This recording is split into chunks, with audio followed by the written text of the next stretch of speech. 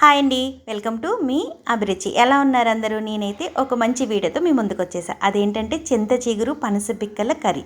దాని ప్రాసెస్ ఎలాగో ఇప్పుడు చూసేద్దాం. ఇలా పనస పిక్కలు తీసుకోవాలండి. నేను ఒక కప్పు పనస పిక్కలు తీసుకున్నాను. వీటిని ఇప్పుడు ఇలా కట్ చేసుకొని దీనిపైన ఉన్న తొక్కని జాగ్రత్తగా తీసుకోవాలండి. ఇది కొంచెం గట్టిగా ఉంటుంది.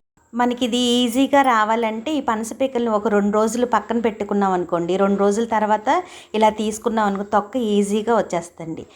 ఇప్పుడు ఇవన్నీ కూడాను తొక్క తీసేసుకొని ఇవన్నీ కూడా ఇలా రెడీ చేసేసుకోవాలండి. ఇప్పుడు ఇది రెడీ అయిపోయాక ఇప్పుడు స్టవ్ వెలిగించి స్టవ్ మీద కుక్కర్ పెట్టుకొని అందులోని ఈ పనస పిక్కలు వేసుకొని ఒక కప్పు వాటర్ పోసుకొని కుక్కర్ మీద మూత క్లోజ్ చేసేసుకొని 2 విజిల్ వచ్చినంత వరకు ఉంచుకోవాలండి. 2 విజిల్స్ వచ్చేసాక స్టవ్ ఆఫ్ చేసేసుకొని అవన్నీ కూడా నీళ్ళు వాడిపోయేలా కన్నర్ జల్లిలో వేసుకొని ఇప్పుడు ఈ పైన ఉన్న తొక్కంతా కూడా ఇలా నల్లగా ఉన్న తొక్కంతా కూడా తీసేసి ఇలా రెడీ చేసుకోవాలండి. ఇప్పుడు ఇవి పక్కన పెట్టేసుకుందాం. ఇప్పుడు చింతచిగురు తీసుకోవాలండి. ఒక కప్పు నేను చింతచిగురు తీసుకున్నాను. ఇప్పుడు ఇదంతా కూడాను ఇప్పుడు మనం ఇలాగా 2 చేతుల మధ్యలోని ఇలా పెట్టుకొని ఈ చింతచిగురు అంతా కూడా ఇలా నలపాలండి. ఇలా చేసామనుకోండి ఇదంతా కూడా మనకి ఇలా రెడీ అయిపోద్దండి. ఇలా రెడీ అయిపోద్ది. ఇప్పుడు ఇలా చేసినప్పుడు మనకి ఇందులోని ఏమైనా కాడలు ఉంటే ఇలా వచ్చేస్తాయండి. అవన్నీ కూడా కాడలన్నీ కూడా తీసేసుకోవడం. ఇప్పుడు ఇదంతా కూడా ఇలాగా రెడీ చేసేసుకొని పక్కన పెట్టేసుకుందామండి. ఇప్పుడు స్టవ్ వెలిగించి స్టవ్ మీద కళాయి పెట్టుకొని అందులోని 2 టేబుల్ స్పూన్ల ఆయిల్ పోసుకోవాలండి. ఒక 2 పెద్ద ఉల్లిపాయలు మిక్సీలో వేసుకొని ఇలా పేస్ట్ చేసుకొని ఆ పేస్ట్ని ఇప్పుడు ఇందులో వేసేసుకోవాలండి. ఇప్పుడు ఇదంతా కూడా ఒకసారి ఇలా కలుపుకొని ఇప్పుడు ఇందులోని రుచికి సరిపడా సాల్ట్ వేసుకోవాలండి. సాల్ట్ వేసుకొని ఒకసారి ఇదంతా కూడా కలిసేలాగా ఇలా కలిపేసేసుకొని ఒక 4 పచ్చిమిరపకాయలు సన్నగా కట్ చేసిన ముక్కలు కూడా ఇందులో వేసేసుకుందామండి. ఇవి కూడా ఇందులో ఏగేలాగా మొత్తం అంతా కూడా ఇలా కలిపేసుకొని ఇందులో బాగా ఏగిపోవాలండి. ఇప్పుడు ఇదంతా కూడా ఇలా రెడీ అయిపోయాక ఇప్పుడు ఇందులోని కొంచెం కరివేపాకు కూడా వేసుకుందామండి. ఇలా కరివేపాకు వేసుకొని ఒకసారి అంతా కూడా కలుపుకొని మనం ముందుగా రెడీ చేసి పెట్టుకున్నాం కదండి పనస గింజల్ని, ఆ పనస గింజల్ని కూడా ఇప్పుడు ఇందులో వేసేసుకుందామండి.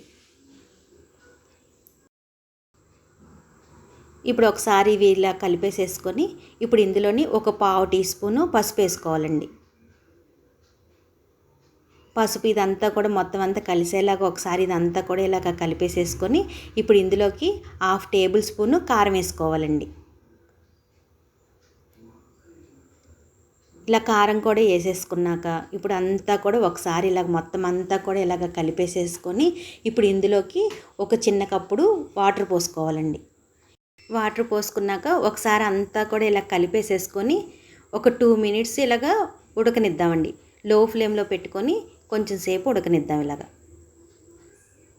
ఇది కొంచెం మనకి ఇలాగ ఉడుకుతుంది అని అనుకున్నప్పుడు మనం ముందుగా రెడీ చేసి పెట్టుకున్నాం కదండి చింతచిగురు, ఆ చింతచిగురు కూడా ఇప్పుడు ఇందులో వేసేసుకొని ఒకసారి అంతా కూడా బాగా కలిసేలాగా ఇలా కలిపేసేసుకుందామండి.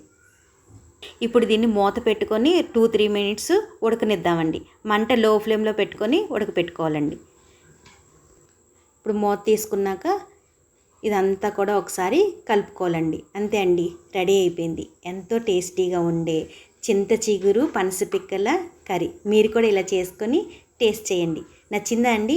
ఈ వీడియో కనుక మీకు నచ్చినట్టయితే లైక్ చేయండి, షేర్ చేయండి, మీ ఫ్రెండ్స్కి ఫార్వర్డ్ చేయండి. సబ్స్క్రైబ్ చేసుకోవడం అస్సలు మర్చిపోద్దండి. కింద ఉన్న బెల్ ఐకాన్ క్లిక్ చేయండి. నా నోటిఫికేషన్స్ మీకు వచ్చేస్తాయి. మరో మంచి వీడియోతో మీ ముందుకు వచ్చేస్తాను. Thanks for watching.